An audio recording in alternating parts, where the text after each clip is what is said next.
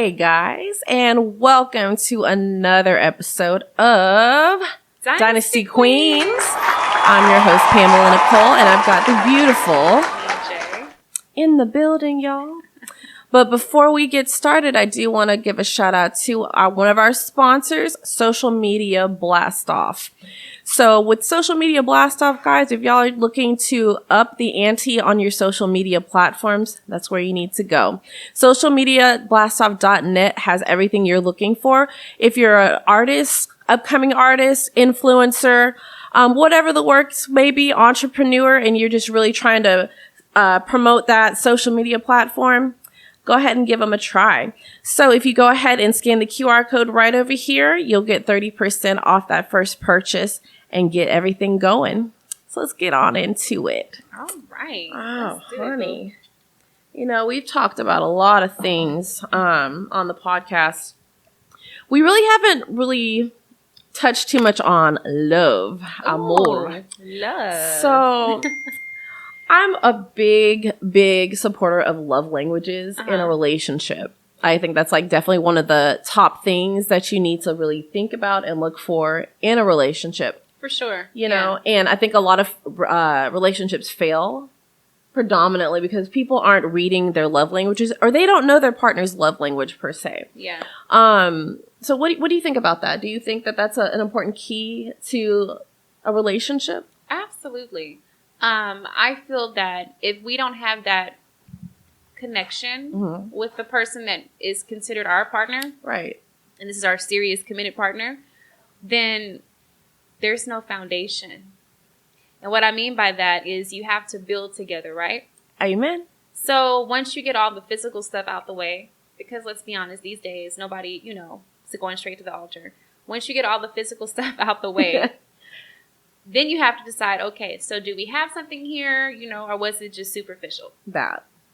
Once you get past that, it's all about establishing a form of loyalty and trust. And one of the ways you make that connection with your person is by establishing what they like, the things that make them, feel all special and gooey inside. Of course. If that's, the way I can put it. Yeah.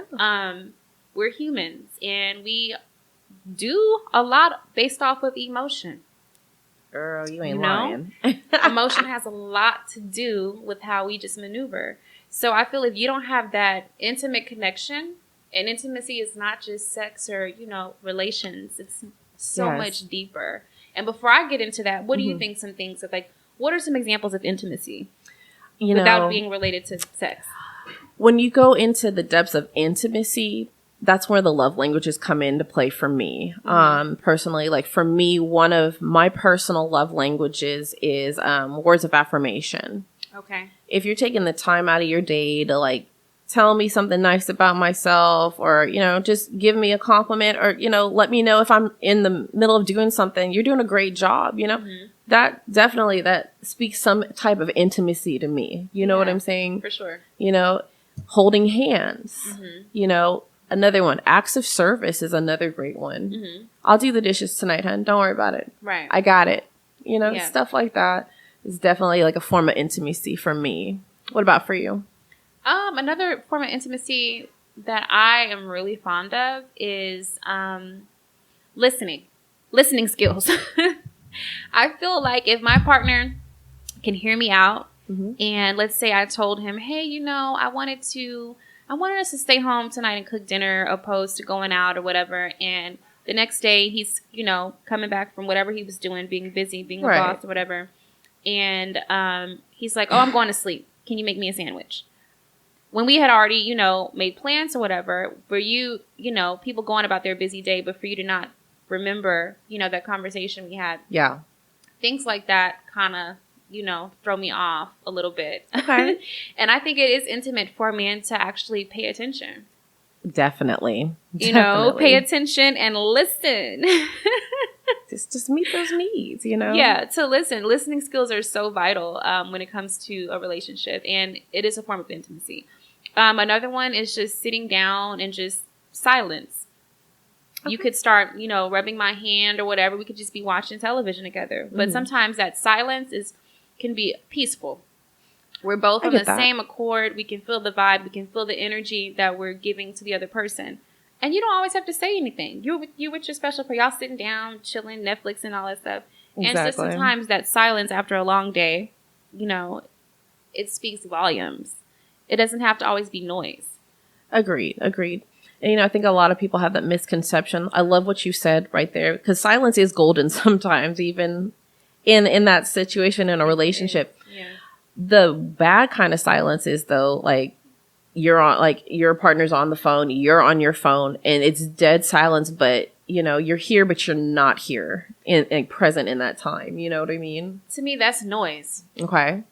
That is the equivalent of noise.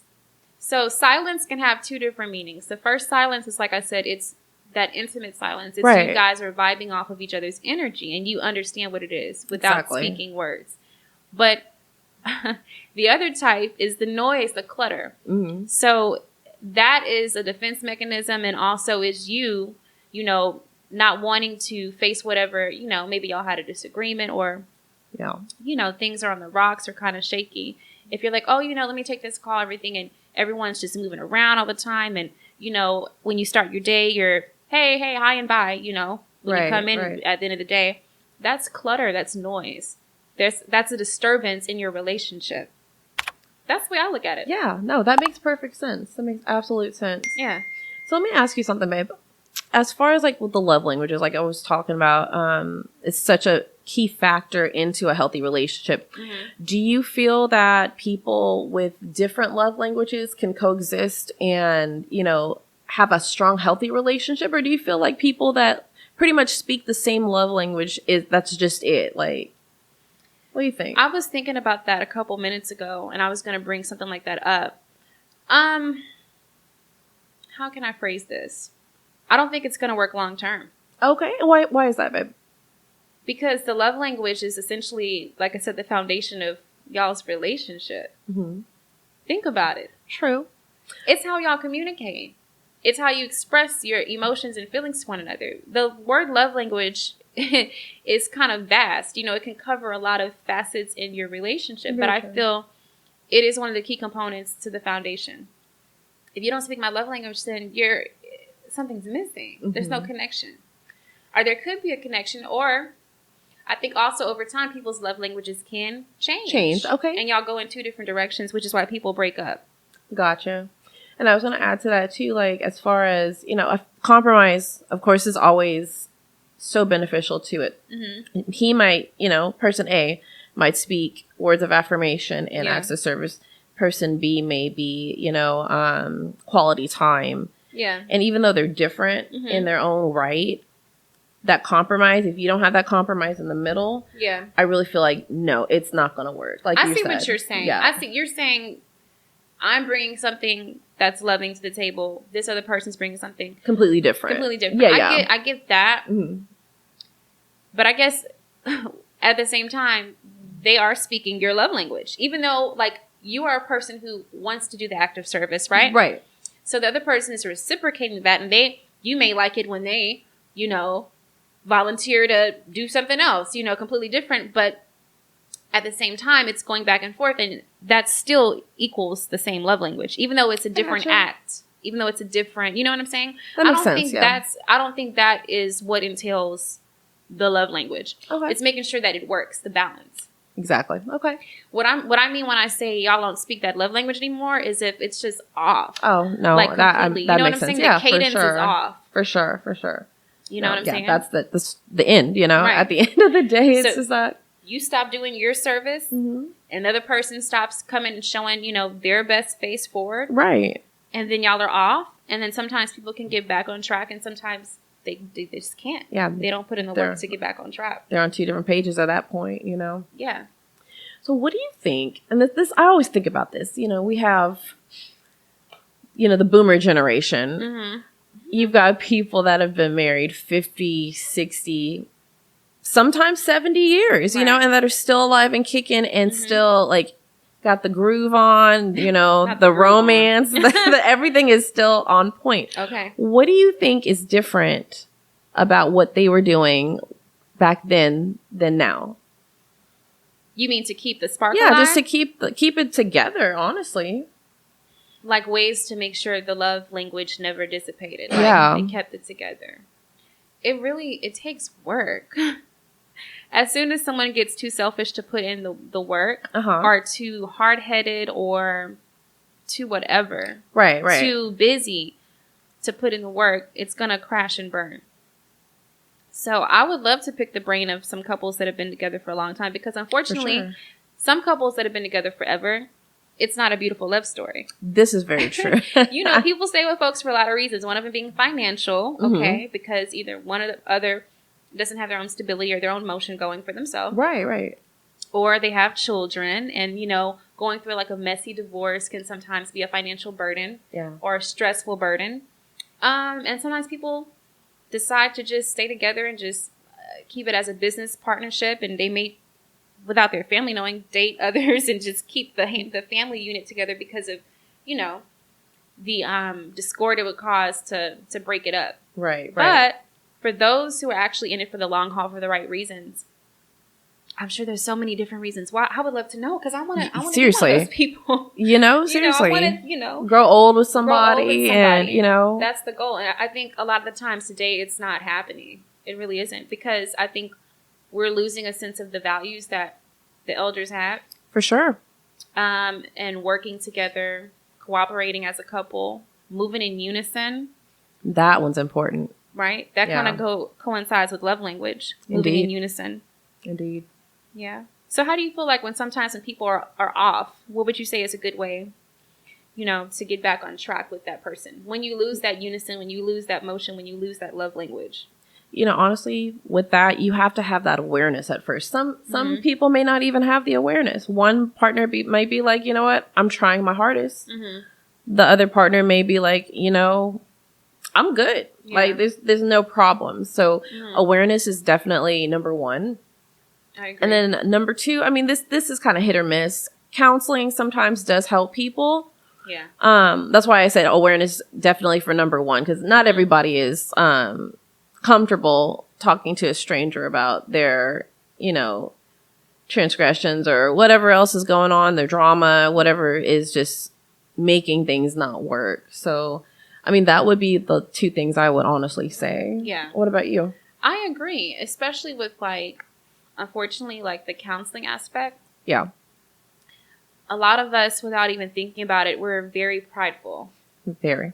And sometimes our pride can hold us back from getting the help we need, even if it's from like a relative or something, let alone counseling. You know, I've been there myself. Pride. So sometimes when you bring that into a situation or relationship, an ego, acting out of ego, can be very detrimental. Because I feel when you're trying to, like you said, compromise with your partner, you're supposed to put that stuff aside. But we don't always do that. Neither one of us. I'm talking about people, you know. Absolutely. Absolutely. We don't do that. And the impact can be really detrimental to your relationship. Agreed. You know, I thought about another thing. You were just talking about that accountability. I speak accountability all the time, and that is definitely in the top 3 as well, because so many people get so upset when you bring something to the table like, hey, this is what you're not doing. Yeah. I'm letting you know. And people nowadays are just so up in arms about, well, oh, you're telling me this and that's not true. It's just like, just hold yourself. As an individual, we all need to just hold ourselves accountable to everything. For sure. You know, and I think that would really help in a relationship. Yeah, definitely. You know, it would actually help people in the relationship and in everyday interactions with human beings. Agreed. You know?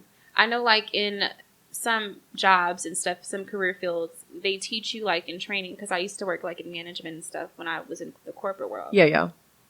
They teach you to start off, like, when you're going to write somebody up or give someone a warning about something, you're supposed to start with the positive first. You layer it like a sandwich. Okay. You start with the positive reinforcement. Then you give them what the nitty-gritty, like, hey, this is what needs to, you know, this needs to be fixed. All right. And give them a resolution. And I feel if we actually implement that into our, you know, intimate relationships with our partners. Ooh. Don't you think that would? Ooh, I like that. I'm giving myself an idea right now. Like, look, I love that. Instead of, a lot of the time, us as women, I'm going to say this, sometimes we bash men and like, oh, you didn't do this. Why didn't you take out the trash? This and that and the third. Right. When the man could have had a stressful time, stressful day. You don't know what he's going through. But we're thinking we're running off of emotion first. That's just the way of the women. We're running off of emotion. Exactly. And the man is not. He's running off of, what do I need to do? You know, I got to go home. I got to still provide for my family. This and that and the third. We're wanting that emotional connection. So we should kind of stop ourselves and be like, hey, baby, like, I appreciate you. Thank you so much. I know you took that package off to the post office this morning. Yes. Thank you. I needed that because I had a meeting to go to at 12. You know, I just really wish you could have taken the trash too. I'm so grateful for you, but dang, you know. Right. But, you know, it's okay because how about we put some reminders on the fridge? Like we have like a calendar, schedule system in place where we don't have this. So I think stuff like that can kind of help alleviate a lot of arguments in relationships. Agreed. Having like schedules of who's going to do what, you know, if people have different chores or even when you have children and stuff. Yeah, for sure. You know, disseminating all of the responsibilities in the household to kind of alleviate some pressure off of, you know. I like that. Right? I like that. I just thought of something else clever too. What if you had like, you know how some people have like a swear jar and you like say a bad word and you got to put like money, like $1 in the swear jar. Okay. What if you did a jar for your significant other when they don't do something that's on the task? Baby, come on. You don't want to do it? Some that money, Birkin's right? calling my name. Like, Birkin's calling my name. Come on. Okay. Keep forgetting now. Money just kidding. Talks, right. Look, at the end of the day, that'll do it, right? You know. In the pocket. Like, that would be fantastic. Right. I agree. Yeah. I think there's lots of different ways that, you know, we can kind of help coddle those situations and get people back on track. But at the same time, if you're not willing to put in the work, if you're not willing to get back on track, if you don't want to get back on track, it can't just be one person. This is true. It's a team. It's a team effort. It has to be both parties, you know, invested into making that relationship work.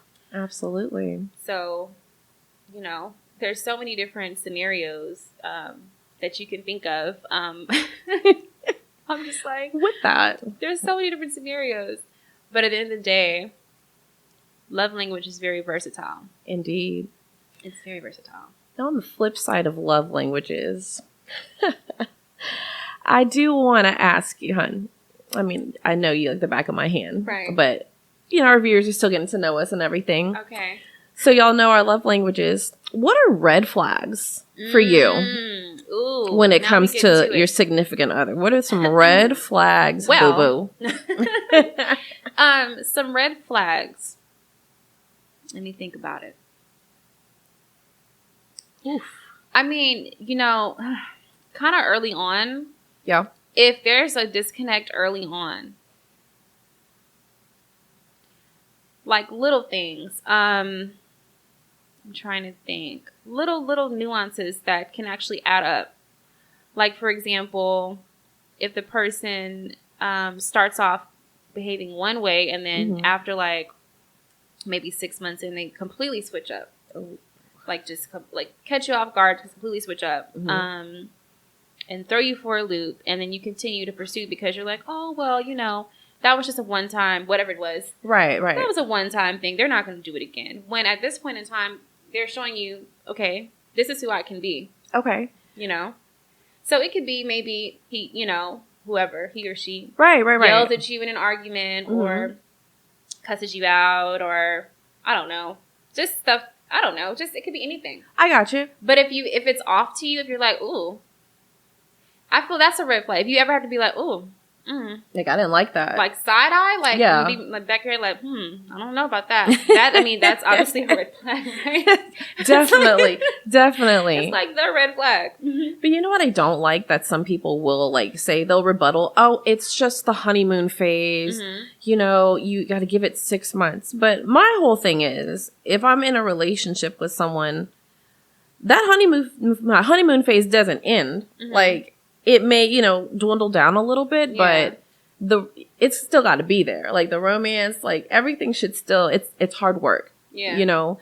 So I don't really believe in the honeymoon phase or whatever. I see what you're saying. It's more like, a roller coaster. Yeah, You go through phases. Absolutely. Seasons changes, in every relationship. But at the same time, if the season never goes back to spring and you're just stuck in a tsunami, right, for a couple seasons, then it may be time to jump ship. Yeah, definitely. Now, do you believe if you get to the red flag portion of the relationship and you see like the first couple of signs, would you then be like, you know what, maybe they had a rough day? Like, say it doesn't happen for a while. Yeah. Would you stay and just be like, this was just a fluke day he or she, just had, and they probably won't do it again? Are you going to stay around, or are you just going to jump ship at the first sign of that? Me personally, I'm not going to jump ship at the first time because that wouldn't be fair, because I'm going to have my moments too. Very true. Very true. So when it comes to that, it really depends on how far along you are in the relationship. Obviously, if you're like married, then you kind of want to stick it out. Oh yeah, longer. But if you're just like in the early phases of dating and you feel this is not something that you're able to put up with, you should probably exit the situation early on. But someone you've been with for a long time, they have a lot to offer to the table. I feel that you can always, without them knowing, you can do like a list of pros and cons and kind of weigh out, because a lot of time we're just going with the emotion of life and we're with somebody and we're not thinking about that. We're just thinking we're together, and people a lot of time they like familiarity. They don't like change. So it's sometimes, even if something's not serving you anymore, right, it feels familiar and it feels like something and sometimes that change feels like, the carpet being pulled from under your feet. Exactly. So you kind of have to weigh it out. I got you. Right? Wouldn't you say, or what do you think? I mean, for the most part, it really just depends on the circumstance as well. Like, if you're talking, oh, my bad, like I have an attitude at times, and I didn't mean to yell at you, or I didn't mean to like get angry. I can see where you're coming from, but if it comes to like actual abuse, oh no, that's different. And but the sad thing is, like, some women do what you were just saying. It's like, you know what, right? I'm gonna ride it out and see. And that's what I'm saying. You have to kind of like gauge it, because it's a balance. Because by all means, guys, I'm not saying to stay with an abuser or anything like that. I'm saying if it's some few hiccups every once in a while and you're willing to, put up with it, then that's okay. Like, that doesn't make you a weak person or less than just because you're willing to, put up with a few nuances, because guess what? We got them too. We're not perfect. So as women, another thing we need to realize that we can't just be like, oh, he needs to make sure every box is checked. Okay, what about me? What am I doing to improve on myself? What am I bringing to the table? Exactly. It's not just bashing the man. A lot of the time we do that because, look, no, girl. We'd be guilty. Girl, no, ma'am. It's insane. We'd be so guilty and stuff. Yeah. And again, accountability, baby. Right, like, exactly. We're such like just fragile beings as women, sure. And we don't want to just admit when we've done something or we're not doing what, the standard is. Right, for sure. You know? I agree. Yes. Yeah, definitely. The standard. And then I have a question for you. So, what do you think about the standard? Well, I mean, everybody's different when it comes to like your standard of what you expect from your partner. But I definitely think, like, first and foremostly, when you're starting like a relationship with someone, that's you need to lay that down immediately. Like, this is what I expect. Right. I'm not going to accept anything less than that. And then if that person's willing to compromise, great. And then you can go forward with that. Right. Like, for me, for example, one of my things is, don't tell me how to dress. Don't tell me what to do. Those are my top two things. That is my standard. I am a very loyal person. I will do what you ask. Do not tell me those two things. Like, I can't. So if that came to play where it's like, oh, well, what are you wearing? We need to have a conversation, especially if I'm in a like long-term relationship. We need to have a conversation, because I laid that down point blank at the very beginning. Right. So how do you feel? I know you just said that. So how do you feel about dominance and being submissive? Do you think that as women we are supposed to be? submissive? Or I don't think you do, because you said you can't tell me what to do. Yeah. I think that it's fair for us to be a little bit of both. Okay. I do feel like some women are a lot more submissive than others, and a lot of other women, like myself, are a lot more dominant than others. So as long as you have a nice, happy medium and a good mix of both, I think that, that's fine. What about you? I agree. I think there's a difference between being respectful of your man or your woman and telling them what to do. There's a difference. Yes. So definitely. With that being said, it's all about how you say it to that person. Your words carry weight, especially with your intimate, special person. Your words carry a lot of weight. And sometimes we don't realize, what we're saying. We can be short with people. Oh, yeah. For sure. I feel like if a man is going to tell me, hey, can you make sure, I want, some lemon pepper chicken tonight with some asparagus and mashed potatoes. You think you can do that for me? I'm not going to be like, if he says it really kindly and says, baby, I would really like, this meal. I'm not going to be like, hold on, homeboy. You don't tell me what to do. Because then that's the end of it's over. Yeah, yeah. Game over. Because what? So it's all about how you communicate with people. And at the end of the day, I'll make sure, okay, sure, I don't mind. As long as he's doing whatever, his part of it. And that's what I was talking about from the beginning when it comes to love languages, is that balance. So like you were saying, it doesn't have to be the same action. Yeah, of course. It doesn't have to be the same action. But once you guys fall off, like if you're like, every night you're like, I'm tired, I don't want to cook. No. And if that's a repetitive cycle, like you haven't cooked for this man in like a year, then he's like, he feels underappreciated. And the same thing, the vice versa. It's a cycle. So that's how I feel about it. I feel love languages are so crucial and important to who we are as human beings, Absolutely, babe. Absolutely. Right. Because, I mean, like I said, we could not coexist in relationships without those, key factors. Right, for sure. You know what I mean? So. Yeah. I agree. Goodness, Good conversation. Yes, baby. Always. Great conversation. And of course, in the chat, leave us a comment. Let us know what you think about love languages. Let us know what y'all's love languages are as well, and, please share how you go about it with your partner if you're with somebody. Right. For sure. We appreciate all the feedback we can get. So, Absolutely, babe. Keep it up. Keep it current. Keep it cool. Yes. Yeah. So, I love you so much, girl. Baby, I love having these little talks and just getting down to it, because you're really making me think. Of course. And it's good to actually be able to be like, wait a minute, this is how I feel about the situation. And, it just helps that we're able to express, absolutely what it is. So that's what I'm here for. Get you outside your box, my love. Right. You got me thinking today, girl. Well, with that being said, here's another episode of Dynasty Queens. We guys appreciate you so much for following us. If you are not subscribed to the page, go ahead and subscribe now. Don't just watch. Just make sure you're subscribed. Yes. Invite your friends and family to come check the page out as well. We appreciate you guys so much and your support. So until next time, my name is NiaJ. I'm Pamela Nicole. And this is Dynasty Queens.